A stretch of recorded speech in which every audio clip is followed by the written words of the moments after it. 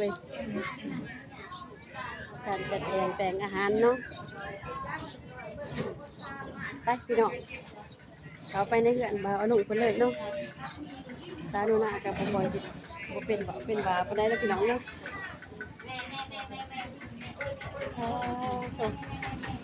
มาหาน้องสาวมุกสังมาน้องสาวเอวาลินนะไปเดี๋ยวเด้อเอ้ย สองสาวนุก สาวหนูนาแฟมิลี่ นาแฟมิลี่ นางหนูนา มาเยี่ยมมาย่ำ แม่น มาปลูกแทนพี่น้องน้องเอว่าเพิ่นบอกกับบอกบ่หมดพี่น้องเพราะว่ามันบ่ได้จัดใหญ่นะจังสิบอกบ่มีหยังสิเลี้ยงสิเกลือพี่น้องเนาะสิกินหยังนั่นน่ะเพราะว่าบ่มีเงินหมดเด้อปวดไหนั่นมานี่ไหมันอยู่ว่างเลยระวังทายอันนั้นเพิ่นเด้อุ้ยแกซองจะไปเลยเหรอมาอยู่นำญาติเขาเดียวไทยเลย เอวาลินเพิ่นพี่น้องเอ้ย ญาติกัน มาเบิ่งซ้อมเท้าเพิ่นพากันญาติกันอยู่ญาติกันหลานสาวเพิ่น บ่ได้มาตอนนั้นเนาะ แม่นตอนอยู่กัมบ่ได้มาพี่น้องเอ้ยสับสนคนมันหลายแน่ช่วงนั้นสาวหนูนาเองก็ยังค่าติดภารกิจอยู่เลยว่าบ่ได้ขึ้นมามื้อนี้จังว่าได้ขึ้นมาหาเพิ่นหาหลานสาวเนาะหลานสาวหน่อยเพิ่นเอวาลินเพิ่น แม่นบ่เที่ยงก็มา บ่เตียงเพิ่นก็มาบ่เจ็บเด้ เจ็บจักกันขอเสียดน้ำมันออกมันพี่น้อง บ่โกเพิ่นเด้ เมาโกก็น่าจะมาอยู่โกเบาตูนน้องบ้องมาประมาณนั้นแต่ว่าซาลียังยันจะบ่ได้มาเพราะว่าบ่มีรถ น้องสลีเพิ่นบ่ ซาลีน้องก็เลยบ่มีรถ ที่ว่าทีมงานสายบุญเฮาเนาะ เนาะ ภาคใต้ของเฮานี่ครบทีมได้เนาะมื้อนี้ กระโตกข้าวมีบ่เอาตัวกระโตกข้าว นี่นะเอาไปซื้อพอซื้อแล้วมันมั่งทิ่มมัดเลยบ่เป็น ถ้าบ่มีบ่เพิ่นบ่ไปเฒ่าจะถามเบิ่งไม่เฒ่า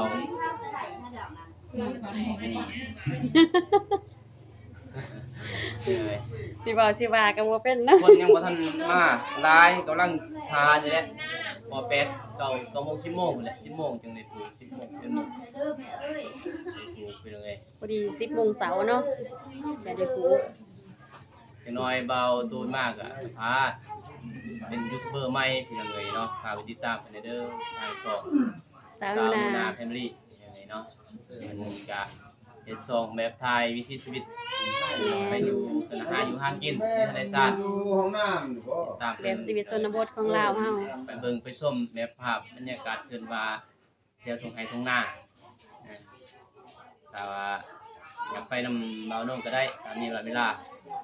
ในใจก็คืออยากไปอยู่ได้ ไปมือ2 มื้อ3 มื้อก็ได้ไปลอยบึง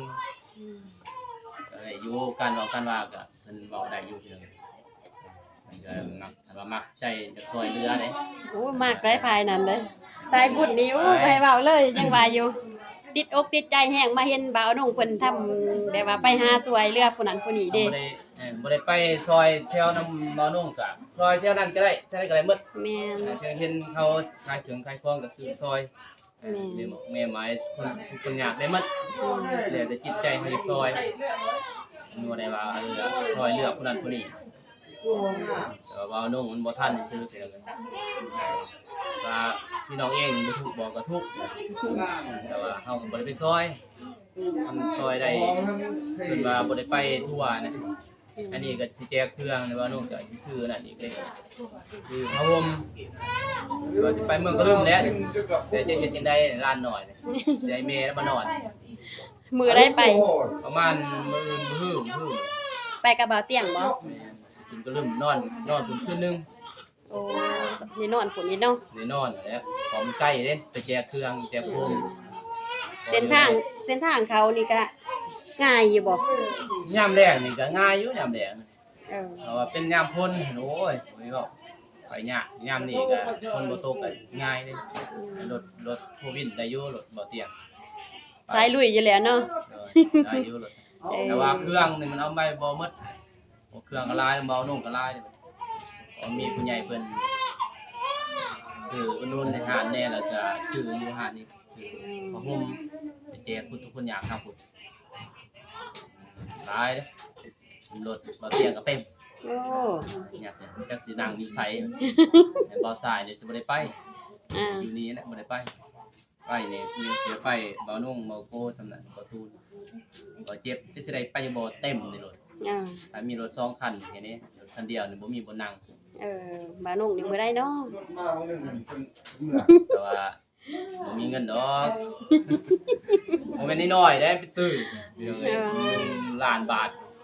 หาเงิน3สิได้แม่นน้อยเก็บเพิ่นว่านิดหน่อยโอ้ยแต่นี้เฮายังเลี้ยงพ่อแม่ยังบ่คุ้ม ดีแล้วเนาะ ยังบ่ทันวาง คอยเป็นคอยไปเนาะคอยเฮ็ดคอยหาไป ยังบ่มีความสุขเลย บ่เท่าแม่เฒ่ายังหลายอย่างพละซื้อตอนมาไม่น้อยๆเด้ถ้าติดหนี้หมู่แฮงคักยังหลายอย่าง อดเอาจักหน่อยก็ได้ดอกเนาะสู้บ่ถ้าเอิ้นว่าจะได้ รถนั่นได้อยู่รถสิว่ายังล้ออยู่รถเข็นใส่รถ3ล้อได้อยู่พี่น้องเอ้ยรถใหญ่ยอมเนี่ยบ่เที่ยงว่ามันบ่แม่นเรื่องง่ายเฮาซื้อมาก็มันหลายซื้อมือสองแฮงครับบ่ทนสิแป้ง ซื้อนั่นเบสซื้อหยังโอ้ยสมบิพี่น้องเห็นเบาเที่ยงเพิ่นเลยกระท้อบ่กล้าซื้อดอกรถเนี่ยนะถ้ามีเฮาก็ซอยเรือแค่นี้ก็ได้แล้วถ้าเฮาแบบมีเงินได้ไปซอยเรือทางไกลซื้อรถใหญ่ได้คือบ่เที่ยงเพิ่นซื้อรถใหญ่เด้มันไปทั่วเลยทั่วประเทศลาวเลยหรอกจนไปฮอดไทยแต่เฮานี่เบาโด่งนี่มีแต่แค่นี้แหละเหนื่อยไปได้เพราะว่าบ่มีรถเด้แล้วก็คนเพิ่นว่าไปนำก็นี่แหละปั่นเบาสายเพิ่นไปนำกันก็เบาโด่งสบายบัดมันจึงสะดวกสบายแน่บัดที่ มี2คนเนาะสบาย ถือของไปทุกอย่างสิมันง่ายแน่ผู้เดียวเนี่ยลูกหลาบพี่น้องเอ้ยล่มกลางงานก็มีไปเมื่อไหร่ก็ล่มเบาโด่งล่มตอนฝนตกเด้จอดตึกต่ำเลยที่แต่ว่าจอดได้ตอนจอด ไก่แน่แต่ว่าสวงจอด จ เนาะ อดยึกเลยก็มันบ่เทิงเตะตีนเอามันบ่สูงเลยปางงานเขาก็ฮู้ว่าแหละมีไผซอยดอกดึงตัวเองใส่โอ้ยรถทรมานแหละการซอยคนมันเป็นว่า สูเนาะ เป็นว่าในคลิปมันเบิ่งคือว่าง่ายนะจับปุ๊บเห็นทางแต่ว่าเฮาเข้าไปแล้วมันหลายเรียนรู้หลายอย่างเนาะทางสังคมแน่ทางบ้านเมืองแน่แล้วก็ทางส่วนงานยังแน่มันหลายอย่างเลยต้องเข้มแข็งอย่าได้สายบุญ ใจบุญต้องสู้ส้นเนาะ คอมเมนต์ยังเขาก็ต้องศึกษาคอมเมนต์แล้วแหละพี่น้องเลยไปอ่านคอมเมนต์ทุกคอมเมนต์นี่บ่ดนพี่น้องเนาะใจสิท้อดีเทลเฮาก็บ่อ่านแต่เนี่ยมันดีเนี่ยมันดีเฮาก็บ่อ่านมีลบทิมแล้วนะอันนี้ว่าคนม่วนก็ลบทิมไปเอาบ่ต้องได้ไปเบิ่งหยังมันหลายอย่างเด้แต่เฮาอยู่เฮือนนี่ยังมืดคนสิสร้างเขาอันนี้อยู่ในนี่โลกโซเชียลนี่มันเป็นบุคคลสาธารณะเด้คือบ่เตียงว่าแล้วเพิ่นบ่อยากดังนะดังแล้วมันยากเลยไปใส่มาใส่ยากเลย ปกติแล้วไปทางใดก็คนหูคนเห็นเฮาเบิดเด้ถ้าเชื่อจังหนึงกันเนาะ แม่นไปเอาทางโน่นนี่มันก็ย่านเป็นว่ามันมีหลายแบบ แม่น แต่ว่าเฮาก็ต้องเอามาเดินสายนี่เฮาทำใจนะ แม่น แต่ครอบครัวก็ต้องได้ปะ ๆ ปะหมดนะเดี๋ยวนี้ วางเวียกทางเฮือนเนาะ แม่นเนี่ยงานนี่บ่ได้เฮ็ด เพราะว่าเฮาก็ต้องเดินให้สุดเนาะเพราะว่าเฮาตัดสินใจมาในเส้นทางนี้แล้วเฮาก็ต้องเฮ็ดให้มันสำเร็จเนาะเพราะว่าเฮาก็คิดอีต้นผู้ที่ว่าเขาทุกข์ยากกว่าเฮาแม่นอยู่เฮาก็ทุกข์อยู่หากแต่ว่าทุกข์เฮาก็ยังคิดว่าเฮาก็ยังมีน้ำจิตน้ำใจอยากช่วยเขาอีกผู้ที่ว่าทุกข์กว่าเฮาเนาะจะได้ก็เชื่อถูกสำาใดเฮาก็ต้องได้บุกได้บื้นไปให้ฮอดได้ถึงทุกหม้องทุกบ่อนเนาะที่ว่าเพิ่นต้องการความช่วยเหลือที่ว่าเพิ่นขาดเคินบ่ว่าสิเป็นทางด้านข้าวน้ำท่ำป้าบ่เนาะที่อยู่อาศัยของเพิ่นก็แม่นบ่าวลุงเพิ่นกับทีมงานเพิ่นเนาะไปให้ฮอดได้ถึงทุกหม้องทุกบ่อนหลักๆแง่งก็คือเพิ่นว่าแหละ มันเป็นตัดหยาดหรือตัดเย็บ แบบมาลูกกำพร้าเนาะเน้นใจรักๆกันแม่นลูกกำพร้าเพิ่นพี่น้องเอ้ แล้ ยว แต่แหละแล้วแต่ว่าเอาทายไปแล้วก็แล้วแต่ผู้ใหญ่เพิ่นคอยซอยหมดนะ อ๋อ เพราะว่าแต่ลูก อิงตามที่ว่ามีผู้ใหญ่ใจบุญเพิ่นเนาะคนสวยคนเหลือ ซอยหมด อ่า ก็บ่ทิศการแต่ว่า มันแล้วแต่เฮาก็ซอยได้ซำเบื้องต้นซื่อ โดย ๆ โด แล้ว ย จากนั้นก็ผู้ใหญ่เพิ่นเห็นก็ซอย โดย เพิ่น โดย บ่ซอยเฮาก็ซอยได้เทื่อเดียวเนี่ยเฮาก็ไม่ใช่มีเด้เฮาซอยเบื้องต้นซื่อๆก็ได้แล้วก็โดนๆไปเยี่ยมญาติเทื่อนึงนั่นน่ะ เพิ่นกับบุญบารมีของเพิ่นอีกเนาะ เฮาก็ซอยแต่ผู้เดียวก็เป็นไปบ่ได้เราก็ซอยหลายๆคนคนละนิดละน้อยไป อืม เขาทำให้เขามีการทำความดีบ่ได้ว่างว่าทำให้มันให้หมู่ยงย่อบ่ได้ทำแบบนั้นกันว่างในนั้นว่างจะได้เงิน1ได้เงิน2จะได้นา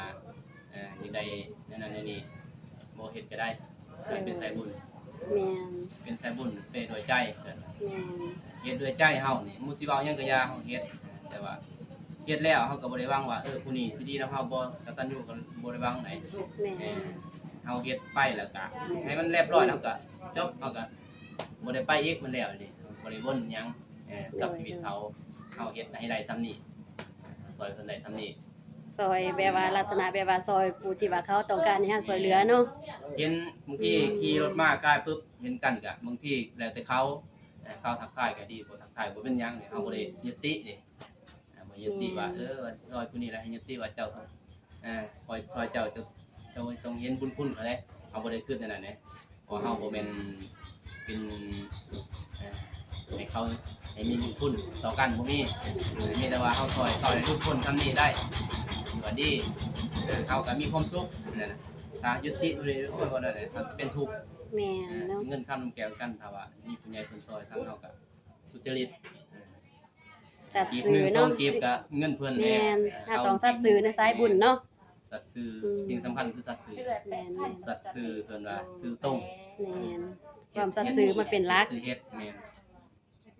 ต้องมีหลายอย่างพี่น้องเอ้ยสนุกเพิ่นกันว่าไปก็ต้องมีเรียนรู้หลายอย่างเด้ แม่น การออก คือว่าแห หลา ละ ยอย่าง การสิว่าจังหนึงก็กำลังเป็นน้องใหม่เนาะ มันบ่ กำ มี ลัง ไผดอกสิเป็น สร้างใหม่คอยเฮ็ดคอยหาประสบการณ์นำพี่ๆเพิ่นนี่แหละเนาะ เบิ่งเอา ที่ว่า ในคลิปยังแหละเบิ่งการเว้าการว่าแหละการว่านึงเทื่อโตขึ้นระวังว่างยังเฮาก็ผู้ใหญ่พูดยังเฮาก็วิธีอารมณ์ยังก็ได้ล่ะเหมือนว่าเฮาสิได้ไปขอนะเอาบ่ได้ขอมีแต่อันนี้คนทุกคนยากเฮาก็ซอยเพิ่นเห็นเฮาเองนี่เฮ็ดให้เหมือนว่าเฮาเฮ็ดให้เฮ็ดแล้วคือจักวางบ่มีได แม่ เฮาน เฮ็ดให้ด้วยให้เพิ่นเห็นว่าเฮาเฮ็ดแท้จริง แม่นเฮ็ดด้วยใจ คันบ่มีเงินผู้ใหญ่เฮาก็บางทีบ่นุ่งออกเองได้ อืม ซอยเขาออกแต่ตอนนั้นบ่พอออกเอง เสื้อในน้ำใจของเพิ่นเนาะสายบุญสายบุญฝากไตเฮาอลีได้นี่บ่าวอนุ เงิ เพิ่น นโฆษณาเนี่ยเห็นบ่เขา FC เพิ่นเบิ่งเฮาก็เฮาเอาได้เงินตอนนั้นแหละไปซอยเขา อืม เพิ่นก็ได้บุญนำเลย แม่นเนาะ ส่วนหนึงเฮาก็ใหญ่ครอบครัว อืม เป็นหยังเขาว่าบ่นุ่งคือบ่ได้รถได้รังของมันบ่มีดอกพี่น้องเงินตอนนั้นเฮาก็ไปซอยเขาแน่สิมีเงินให้เก็บบ่มี ปกติแหละเนาะ แล้วก็เลี้ยงหลายคนเด้บ่นุ่งรู้จักพอทางบ่นุ่งน้องนุ่งทางบ่นุ่งหมดทางเมียอีกน้องนุ่งทางเมียหมดภาระหมดเด้มันบ่แม่นว่าผู้เดียว แม่น หลาย การสิว่าจังหนึงก็เป็นหัวหน้าเนาะ แม่น เป็นผู้รัก เป็นอันนุ่นเพิ่นว่ามาเอาไปแม่นว่าสิมีเงินมีคำบ่มีนี่ก็ปีนี้ได้เฮ็ดนี่ก็มี FC เพิ่นนั่นแหละมีพ่อแม่เพิ่นโอนมาให้เธอละเล็กละน้อยผู้ขอตอบแทนนั่นแหละ อืม ก็เลยจับพี่น้องให้นอกเพิ่นเรียกว่าเพิ่นนั่นแหละเพิ่นว่าครั้งหนึงครั้งเดียวรุ่นเฮามันบ่มีดอกพี่น้องเอ้ยขอตอบแทนบ่นุ่งลงไผนี่มีหยังพี่น้องเอ้ยพ่อแม่สิมีหยังแต่ว่ามันไปตามยุคตามสมัยคนบ่มีวันเกิดก็มีพี่น้องเอ้ย แม่นมันไปนำอยู่นำสมัยแหล้วเนาะ เฒ่าก็ยังวันเกิดอยู่นะพี่น้องเกิดบ่มีสังเกิดว่าเกิดหลายเทื่อปีสปอง เกิดทุกๆปีเนาะ ทุกเดือนเกิดทุกปีแหละฮอดเกิดอีกเกิดดุแต่จนเฒ่าก็ยังเกิดเลย ยังจัดวันเกิดอยู่เนาะปกติแหละมันไปนำยุคใหม่สมัยใหม่แหล้วเนาะพี่น้องเอ้ย คอยเป็นคอยไปแล้วคอยคอยบอกคอยว่า แหม กันเฮ็ดคลิปก็มีหยังก็โทรหา มีหยังก็เสร็จหาก็ได้ แม่น ปรึกษาเบื้องต้น มา แบบใดเสร็จหาได้พี่น้องเอ้ยเนาะ แม่น บ่ได้ว่าได้หยังดอกให้เพิ่นว่าประสบการณ์เขานุ่งเคยมากันละหลายเดือนเติบอย่างนี้เนาะแนะนำได้การปัดคลิปกันหยังก็ได้ถ้ามีเวลา ยังว่าอายเพิ่น จะได้ มาหาอายบ่าวนุ่งเพิ่นเนาะ ถ้า2ผ่านแล้วก็มานี่ก็ได้บ่ยาก โดย เฮ็ดได้แล้วเดี๋ยวนี้ตะกี้เฮ็ดบ่ได้ โดย เดี๋ยวนี้ได้มาแล้วเนาะมันบ่ยากดอก ถ้าสิให้เว้าจักเดือนก็บ่าวนุ่งเป็นผู้ที่ว่าอยู่เบื้องหลังเนาะผู้ที่ว่าถ้าเอิ้นว่าจะได้ให้คำแนะนำให้คำปรึกษาให้แกให้สาวหนูนาเนาะจังว่าได้มายืนในจุดนี้ให้พี่ๆน้องๆเฮาได้ฮู้หน้าฮู้ตากันเนาะจังได๋ก็ให้พี่เพิ่นฝากช่องน้องนี่ แซ่แล้วพี่น้องเนาะค่ะแซ่หลายแล้วก็ค่อยๆเป็นค่อยไปนั่นแหละบ่นุ่งแรกๆตะกี้นี่เดือนหนึงนี่ยังบ่ได้5คนว่าหยังอันนี้เดือนหนึงนี่ได้100ป้ายก็ดีแล้ว นั่นแหละ หา ยัง ค ว่า นตอนนั้นบ่มีไผพี่น้องอีเมลบ่นุ่งเองแหละกดอันเนี้ยอย่างนั้นเบิ่งเองนั่นแหละอันว่า7คนเบิ่งก็บ่นุ่งเองแหละมีไผเบิ่งเองพี่น้องเนาะ ความสู่สนเนาะ ปีหนึงเฮ็ดก็หมู่เว้าปีบาทปีมุ่งทำมาปีละเที่ยบาทในเมืองครับผมยูทูบเบอร์นั่นนี่เขาบอกเว้าไปเว้าหยังก็ว่าคือเมียก็เราก็บ่ได้พร้อมเด้บ่นว่าหยังก็เรา บ่ ก็ ทัน บ่ได้ ได้ พร้อม เข้าใจเนาะ แม่นเฮ็ดบ่ได้ดอกเอ้ยเฮ็ดหยังก็บ่ได้เฮาคนบ่มีเฮาเฮ็ดเราบ่ดังนำหมู่ดอกเราก็บ่ได้ว่าหยังอ่ะนะเฮ็ดแบบบ่ต้องวนนำเมียอีกเมียว่าหยังไปเปิดคลิปผู้เดียวเว้าผู้เดียวสบายดีเมียก็บ่เว้าแล้วอายจะเว้านุ่งแบบเว้าเลยพี่น้องเอ้ยเฮ็ดเลยกับลูกสาวน้อยๆนี่ครับ กับสาวมุกเพิ่นเนาะ มาฮอดมื้อนี้ก็บ่ลืมคุณเพิ่นทางเบาเตียงเพิ่นถ้าบ่มีเบาเตียงก็บ่นุ่งก็บ่มีในวันนี้บ่มีเพิ่นว่าบ่แม่นว่าดังดอกก็ซ้ำเพิ่นว่าบ่มีคนรู้จักหน่อยนึงเนาะตะกี้นี่บ่ว่าดอกเดี๋ยวนี้ก็พอแค่แน่เนาะมี โดย ใหญ่เพิ่นเชื่อมั่นในกันแน่เนาะตะกี้บ่มีการช่วยเหลือหยังดอกตอนนุ่งเฮ็ดก็เอาเงินเองแหละบัดมีเงินจังไปซอย โดย เก็บนี่แหละขายเครื่องเก็บ10เก็บ20คือว่าเอาแต่น้อยๆแต่ว่ายอดปุ๊กไปอ่ะ โดย แสนนึงก็เอาเงินนั้นไปซื้อเครื่องไปซอยเขานั่นแหละ โดย ใจอย่าเกียด มาด้วยใจเนาะ เบิ่งยามวิวบ่ได้เว้าดอกบ่ได้วิวบางที50 30 โดย บางทีก็หาคนไปเบิ่งในซองเก่าเห็นน่ะบ่มีหยังแต่ว่าการถ่ายเขาว่าดีบ่ก็สำคัญแหละเขาถ่ายนะมีประสบการณ์อันนั้นคนมีคนรู้จักแหละเฮ็ดหยังก็มีคนเบิ่ง โดย นั่งซื่อๆคนเบิ่งเฮา โดย ไปใส่ คือเฮามีหยังเฮ็ดเมื่อแต่เฮ็ดคลิปตัดคลิปเอางามคือเก่า โดย คนมาเบิ่งบ่เขาเชื่อมั่นเฮาที่สำคัญก็คือว่าคนรู้จักหลายแล้วเฮาไปหาเขาเขาก็สิติดตามเฮาอันนี้ โดย เฮาเฮ็ดแต่น้อยจุดๆของเฮาเองนี่ยากพี่น้องเนาะยากแท้ที่มีคนสิเชื่อมั่น โดย ถ้าเฮาบ่มีคอนเทนต์ดีๆซอยเรือก็ซอยก็คนบ่เบิ่งก็มีแต่ว่าน้องเคยซอยหลายแหละมีคนเบิ่งแต่ว่ามันตรงคือว่ามีคนรู้จักที่บ่เตียงเพิ่นเขาเชื่อมั่นนี่เพิ่นแหละ ยังว่าสาวหนูนาก็อยากเดินนำเส้นทางของบ่าวอนงได้มื้อนี้ก็ได้อยากนำเดินเส้นทางน้ำอายเนาะ ต้องมีเวลาตอนนี้มันบ่แม่นว่าเฮาตกปลาหมดนั่นน่ะ โดย มันโอ้ยหลายอย่างครอบครัว อย่างน้อยนี่ก็ได้ครึ่งหนึงของอายก็ยังดีเลย ว่าต้องเข้าใจเด้ แม่นแม่น ครอบครัวบ่เข้าใจน่ะยาก แม่น เพราะว่าเฮาบ่ได้เฮ็ดหยังนี่ แม่น นอนก็ดึกบ่ตื่นช่วย แม่น เพราะว่ามันเมื่อยดิเห็นว่าเขาไปถ่ายคลิปเดี๋ยวเมื่อยผมเมื่อยเลยแต่ว่าเพิ่นว่าเมื่อยคือจังเฮ็ดเฮาเฮ็ดใจเฮามัก แม่น เมื่อยแต่ว่าใจเฮามักเฮาเฮ็ดแต่ว่าเฮาต้องทั้งเมียทั้งครอบครัวต้องเข้าใจกันในการช่วยเหลือต้องมักมันซองอ่ะนะ แม่นถ้าเดินซ้ายนี่เนาะมันต้องจับมือกันเคียงคู่เนาะมันจังไปฮอดไปถึงคือเพิ่นว่าเลยเนาะ ส่วนเขาก็ต้องไปถ้ามีส่วนเขาก็จ้างนะเราแหละ แม่นเนาะ มีหน้าเขาก็จ้างเขา โดย ใจมากเลยลุยเลยแบบนั้นได้แต่ว่า คือเครื่องกลางๆนี่เห็นยังก็คือกันหมดพี่น้องเนาะ เนอะ กลางคือบ่เตียงมาบอกบ่นุ่งไปแล้วกันว่ามื้อนี้ไปสวนมื้ออื่นไปซอยไปนาบ่มีใครเบิ่ง แม่น เราต้องเฮ็ดหยังเฮ็ดอันเดียวแหละเฮ็ดอย่างนั้นถ้าว่าเฮามักอาชีพแบบคือถ่ายวิถีชีวิตก็ถ่ายวิถีชีวิตก็บ่เป็นหยังน่ะ เด้อ เฮาก็บ่ได้ดิ้นรนอิหยังเฮาก็บ่ได้อุบได้ไปใส่บุญนี่มันสิหนักได้เข้ามามีหลายอย่างเด้สิฮู้เอาเด้อคันว่าไป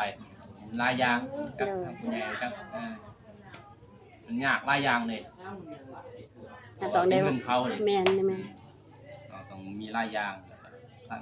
เอาไปซอยคนน้ำแหนมมีปัญหาหลายอย่างเลย เด้อ คนบ่เข้าใจยังหลายอย่างเอาไปซอยกับบางทีก็คือว่าแหละเอาซอยเอาบ่จมนะแต่ว่าบางครั้งมันก็หลายอย่างเด้ อืม หน่อยเนาะเขามาคือบ่นุ่งนี่มันหลายแหละเอาบ่ทอดบ่เพียง ดีแล้วเนาะ เออ อ่า เจ้าหน้าที่ ได้สาวเลย เอาแล้ว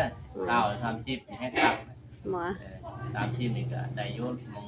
100 อืม บางคนเบิ่งเพิ่นว่ารักพันก็ได้อยู่มง100 100ชั่วโมง มื้อนี้ได้มาหาอายเพิ่นเนาะหาอายอานงเพิ่นพี่น้องเอ้ย เนาะ มาถามข่าวชีวิตการเป็นอยู่ของเพิ่นแน่เนาะแล้วก็มางานผูกแขนเอาหลานสาวเนาะหลานสาวเอวาลินเนาะ น้องอีว่า น้องเอวาเพิ่นมื้อนี้มาผูกแขนเพิ่นเนาะพี่น้องเอ้ยไปพี่น้องเอ้ย มาเยี่ยมมายาม จะได้ให้อายเพิ่นปิ่นกล่องเพื่ออายเพิ่นเลยได้มื้อนี้ พ่อ สำนักกับพ่อแล้ว มาก็บอกว่า อ้าว สิปิดคลิปให้เพิ่นพี่น้องเอ้ยเนาะเห็นอยู่บ่ เออ โอเคพี่น้องเอ้ยเนาะคลิปนี้ก็พากในเด้อพ่อแม่พี่น้องพากไปเป็นกำลังใจให้สาวนูนาแฟมิลี่พี่น้องเนาะส่องวิถีชีวิตสายแบบเที่ยวบ้านๆเฮานี่แหละพี่น้องเนาะทำมาหากินไปให้ผัวไปสวนถ่ายเฮ็ดอยู่เรือนอยู่ซ่านก็พาไปติดตามน้องเพิ่นเด้อพี่น้องเนาะเป็นน้องใหม่ก็เป็นน้องบ่าวนงนั่นแหละพี่น้องเอ้ยเนาะญาติพี่น้องบ่าวนงเองนั่นแหละเพิ่นก็อยากมักในการเฮ็ด YouTube เพิ่นก็พาไปติดตามแน่พี่น้องเนาะก็ FC บ่าวนงก็มีแต่คนใจดีหมดทุกๆคนพี่น้องพ่อแม่ก็น่าจะไปติดตามน้องสาวเพิ่นพี่น้องให้กำลังใจคนละนิดละหน่อยพี่น้องกดคนละนิดละหน่อยให้กำลังใจน้องเพิ่นพี่น้องเพื่ออยากมีรายได้พี่น้องเพิ่นน่ะเล็กๆน้อยก็เอาพี่น้องบ่ได้หวังว่าหรูหราคือหมู่ดอกยังว่าพอได้จุนเจือในครอบครัวเพิ่นว่าพี่น้องเอ้ยเนาะฝากติดตามเด้อพี่น้องเนาะให้กำลังใจน้องเพิ่นแน่พี่น้องเนาะเอาคลิปนี้บ่าวน้องก็สิจบคลิปให้ทั้งน้องเพิ่นเลยพ่อแม่พี่น้องนะขอบใจทั้งผู้ใหญ่ใจบุญทุกท่านเนาะอีพีทุกท่านที่เข้ามาติดตามรับชมพี่น้องเนาะคลิปบ่าวคลิปน้องสาวนุเนาะแฟมิลี่แต่ต้นจนจบคลิปก็ขอให้ผู้ใหญ่ใจบุญทุกท่าน FC ทุกท่านจงมีแต่ความสุขความเจริญเด้อนอนให้ได้เงินหมื่นตื่นให้ได้เงินแสนแบนมือมาให้ได้แก้วมีโสดโทษหาอย่าได้มีเบียดเบียนเสนียดตินได้ก็อย่าได้มาไก่เด้อโทษจนสุขภาพร่างกายแข็งแรงพร้อมครอบครัวเมื่อสู่ทุกคนเพียงหน่อยเนาะพบกันใหม่คลิปหน้าคลิปนี้ขอกล่าวคำว่าสบายดีพี่น้องไปบ๊ายบาย